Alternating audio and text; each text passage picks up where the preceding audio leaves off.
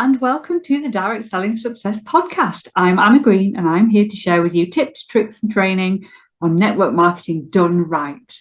Thank you for listening. Hello, and welcome to this week's edition of Direct Selling Success Network Marketing Done Right. I am with Lauren Prentice today from the Business Box. So, Lauren runs a subscription box business and a subscription box teaching business. Do you want to tell us a little bit more about you and what you do? Yeah, absolutely. So, my name is Lauren, and I am a multi-business owner. So, I have multiple businesses. Like Anna said, I have the Business Box, which is a subscription box for business owners. I have a company, or I do lots of teaching of how to start a subscription box, how to scale a subscription box, and how to include recurring revenue within your business. And I also have a theatre business as well. So we sell theatre tickets, and we have a membership that goes alongside that. So lots and lots of different things. I also have a Christmas elf business, which I always forget. But yeah, that one pops up every now and again. Well, every Christmas. So Very yeah, seasonal, that one. it's very seasonal. Yeah, it doesn't quite work in the summer. No, no. So tell us a little bit about, when you got started in business or how you got started in business and a bit like keep us up to date to today. Yeah, of course. So I started my subscription box because obviously that's what we're kind of mainly talking about today. Started my subscription box during lockdown. I had previously been running my theatre business. So we sell theatre tickets for West End shows for up to half the box office price. So it's brilliant business. It's really, really popular. We do seven figures in sales a year. And that's all well and good unless you're in a lockdown, in which case none of the theatres are opening. There's really nothing you can do. So we spent about 18 months refunding people's tickets, changing people's tickets.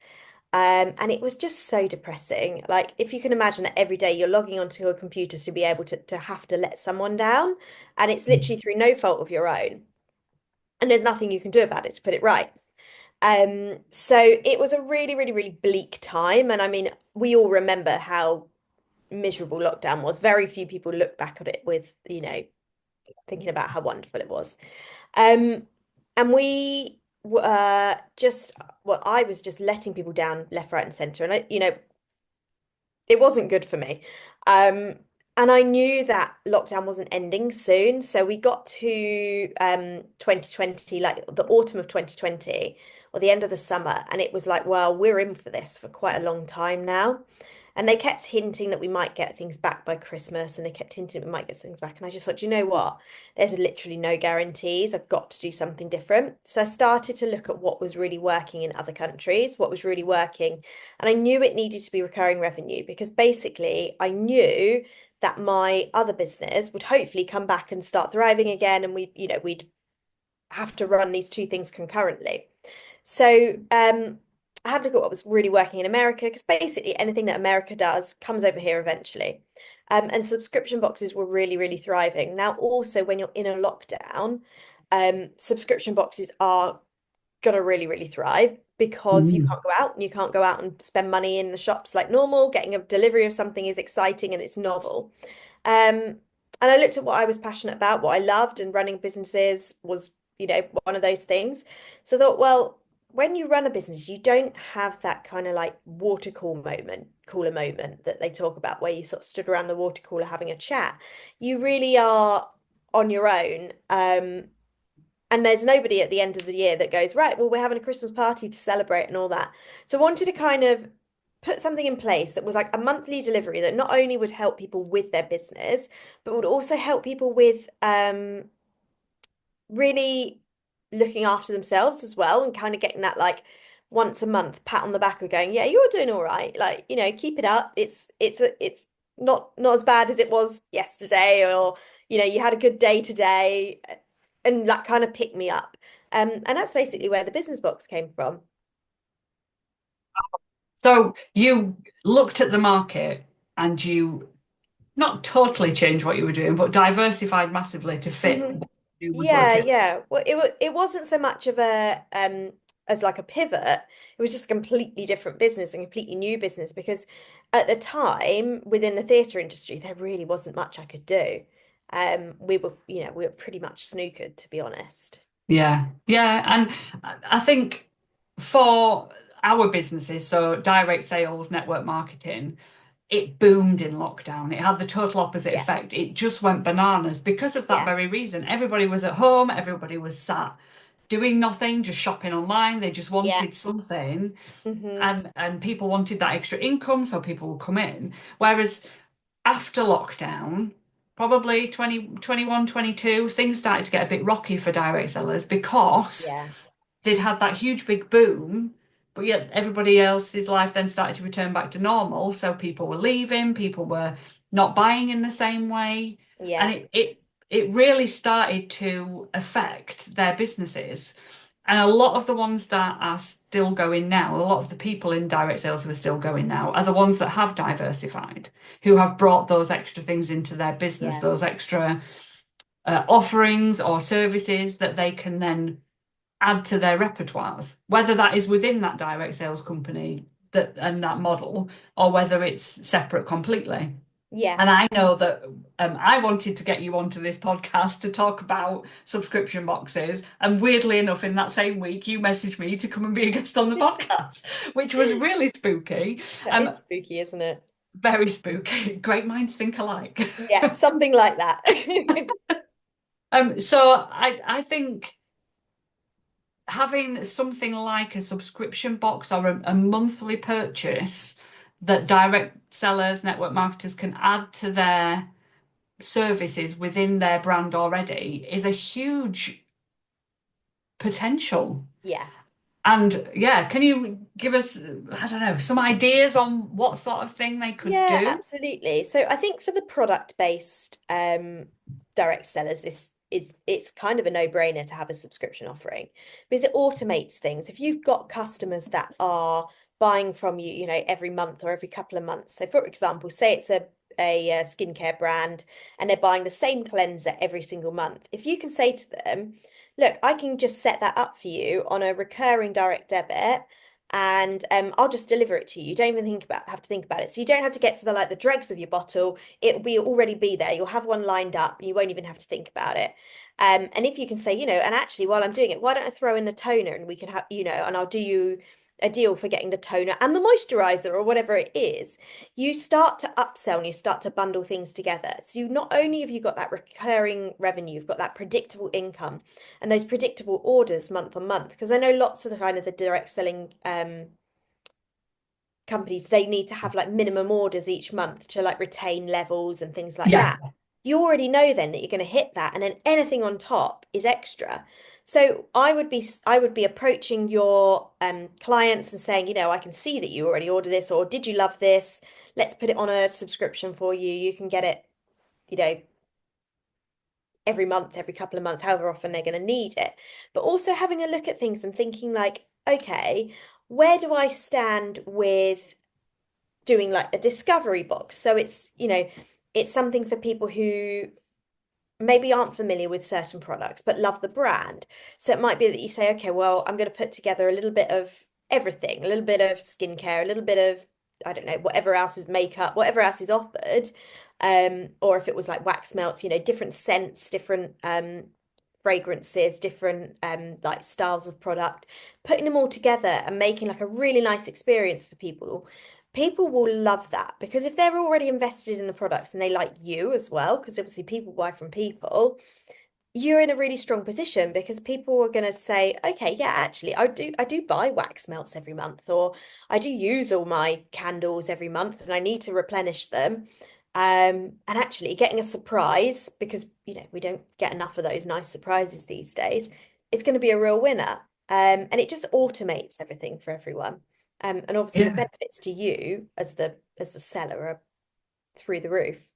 yeah. And like you said, having that near enough, well, it's not totally guaranteed income, but a guaranteed Yeah. idea of what you're going to get every month means you can prepare, means you can Hmm.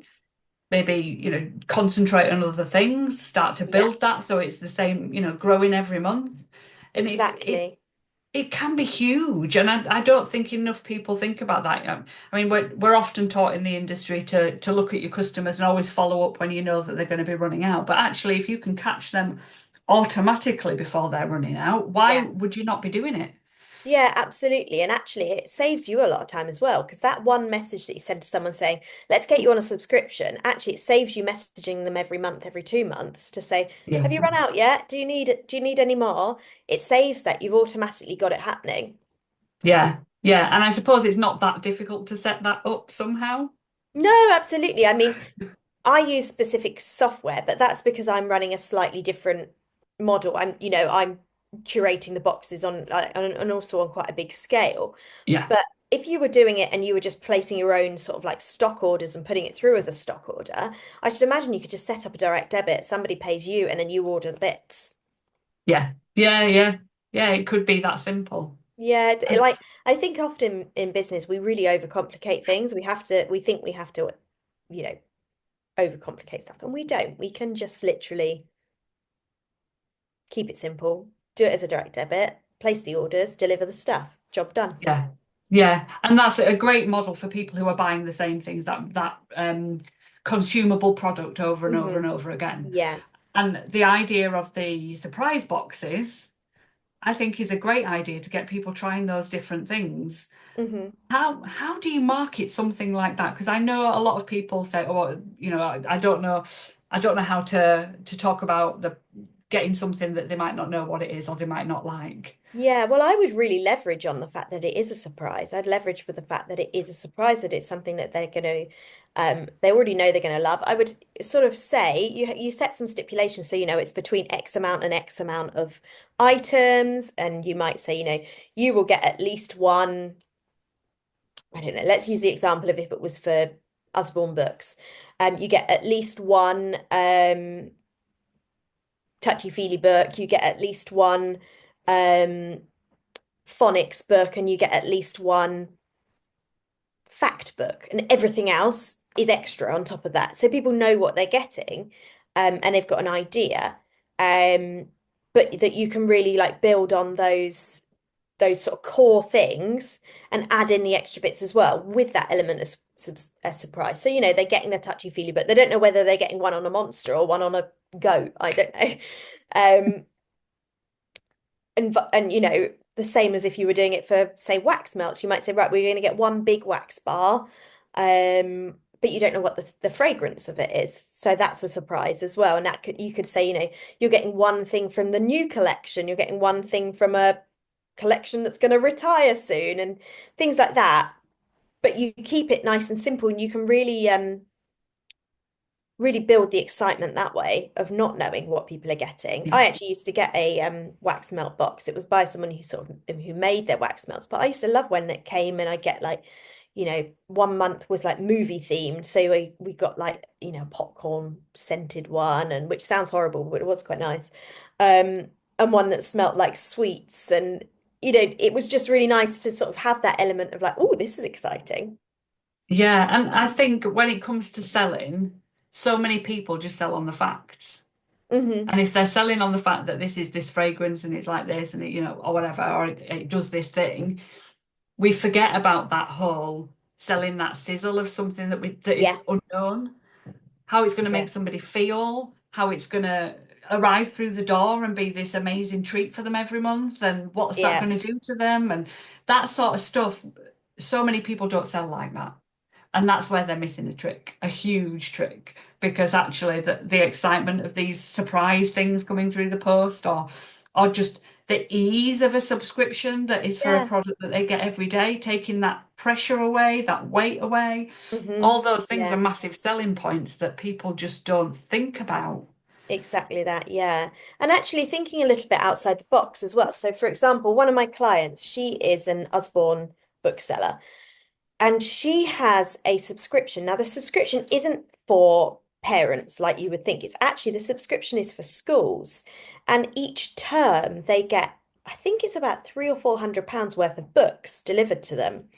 So that's a huge, huge order for her every Yeah, term, 3 times a year.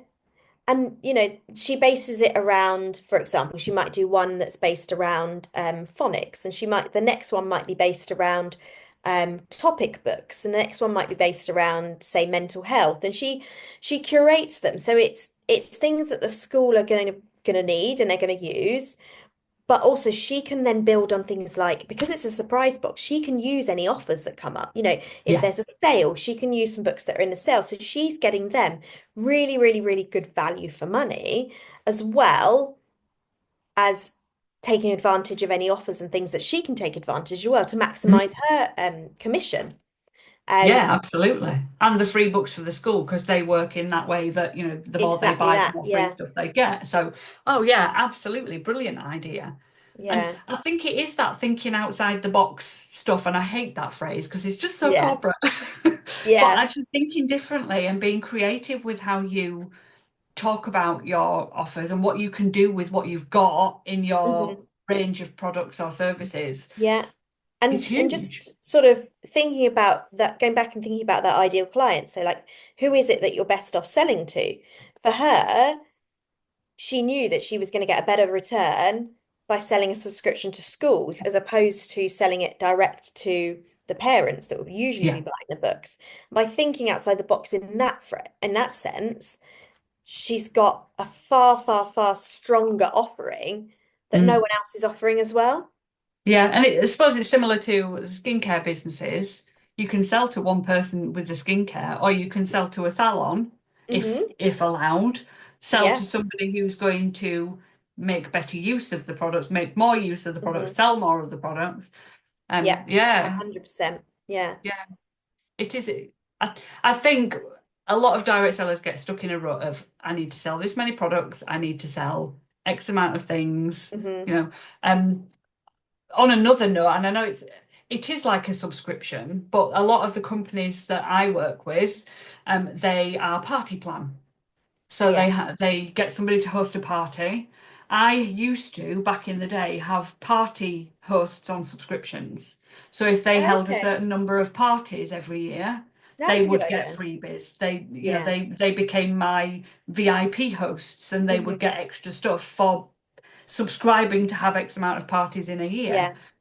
And I think just it's just that different way of thinking of Hmm. right, how can I get these people to be regularly purchasing from me without me having to chase them all the time?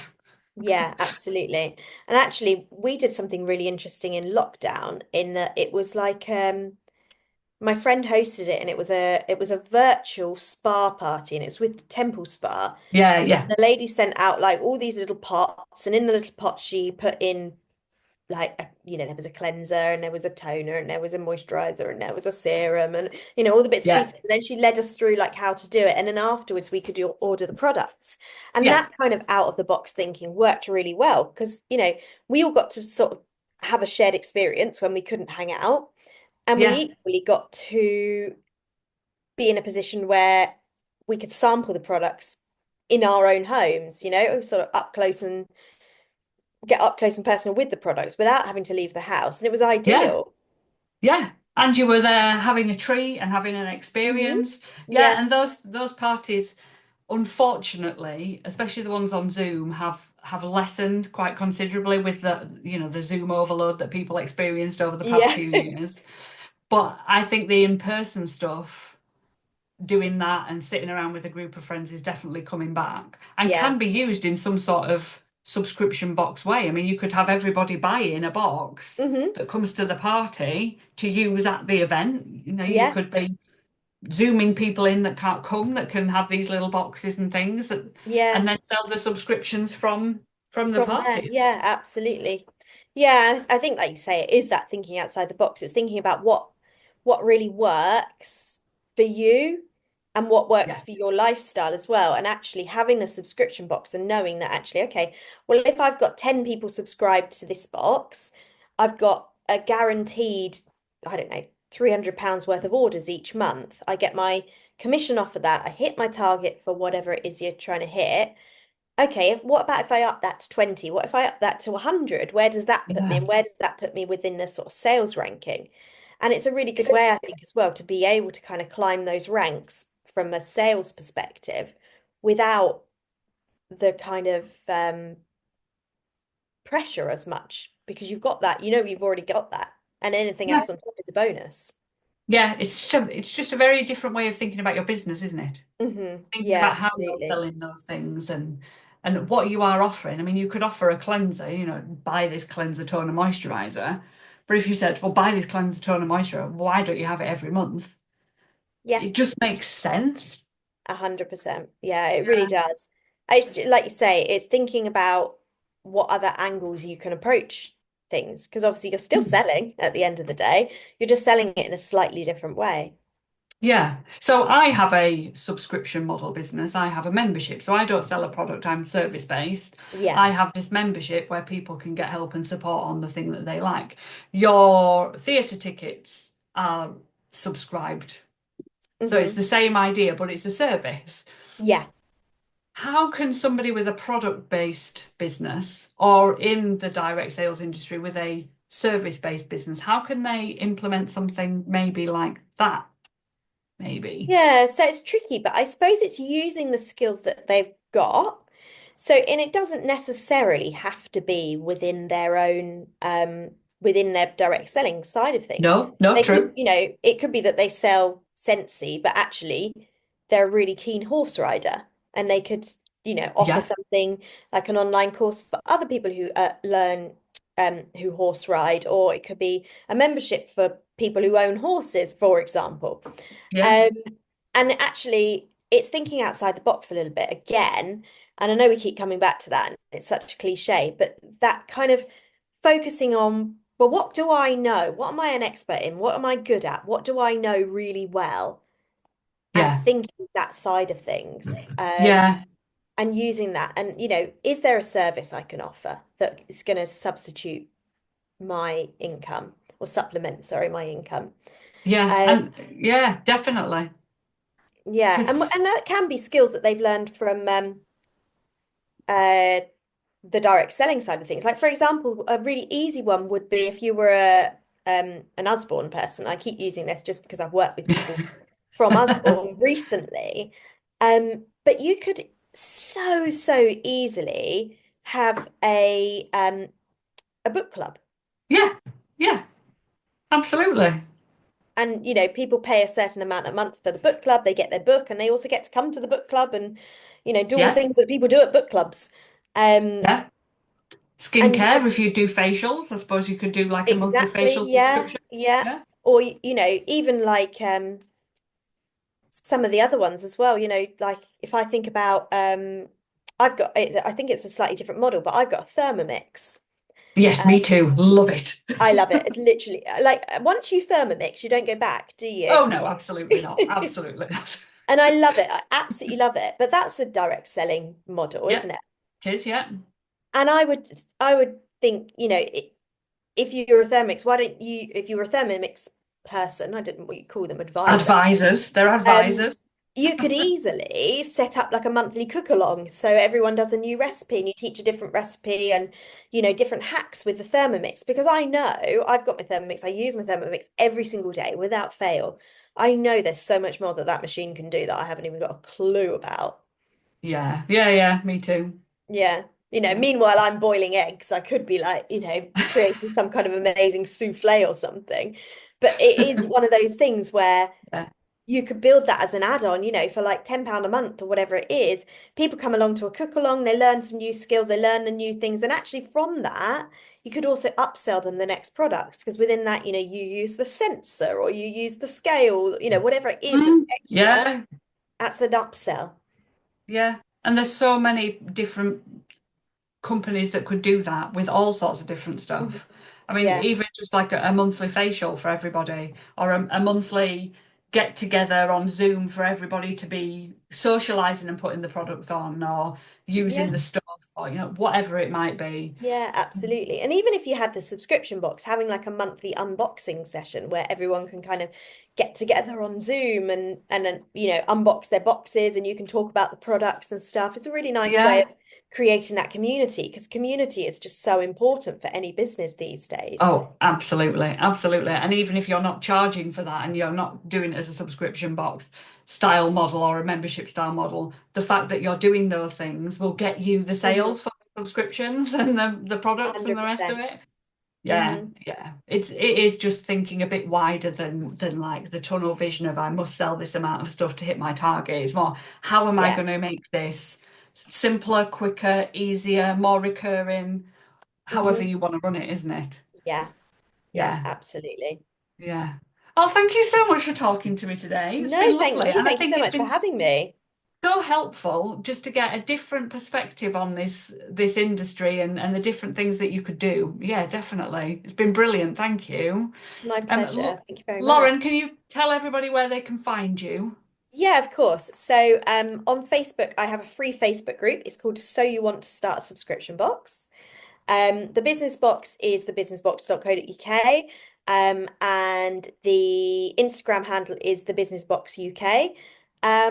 Yeah, and I'm just Lauren Prentice, so you can look me up on Facebook or LinkedIn. That is my name.